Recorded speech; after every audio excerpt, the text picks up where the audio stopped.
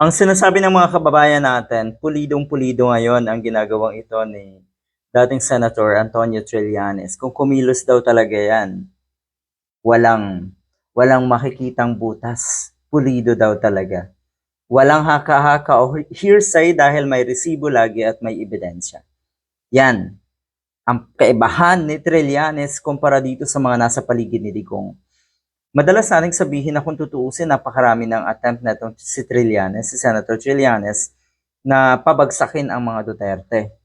At kung talagang lahat ng ito ay paninira, kung lahat ng ito ay walang katotohanan, at gawa-gawa lang ni former Senator Trillanes, edi sana siya na ang bumagsak, siya na ang ipinakulong ng mga Duterte. Pero hindi. Naandyan pa rin at lumalaban ang isang Senator Trillanes. Yan ang malaking pinagkaiba, yung galit ka kay Trillanes dahil panatiko ka. Kesa doon sa neutral ka pero napapaisip ka na may punto lagi etong si former Senator Trillanes. Kasi meron siyang mga resibo, meron siyang mga ebidensya. Hindi gawa-gawa at mas lalong hindi imbento, kaya solid yung kaso na isinasampan niya. Ito po ay may kaugnayan doon nga sa kaso na isinampa ni Senator Trillanes laban kay Sara Duterte, plunder, graft na reklamo.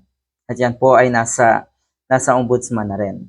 Bago ginawa ito ni former Senator Trillanes, kinausap niya si Ramil Madriaga, nagpaalam siyempre daw sa abogado.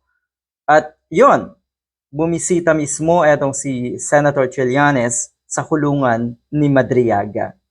Iginiit niya rin na may mga gaps pa sa pahayag ni Madriaga. Ngunit may bahagi ng aligasyon na nagpapatunay na posibleng naranasan ang mga ipinapahayag niya. Posibleng o totoo, malaki ang chance na totoo ang kanyang aligasyon laban kay Sara Duterte. Agad namang itinanggi ito ni Sara Duterte na anumang personal na ugnayan daw niya kay Madriaga or wala daw siyang personal na ugnayan. At sinabi na ang dating aide ay kumikilos lamang out of desperation. Yung ganong sistema ng mga DDS, expected yan. Desperado. May kaugnayan sa 2028 election. Sinisiraan si Sara Duterte. Kung puro ganon ang kaisipan ninyo, nako ay kawawa.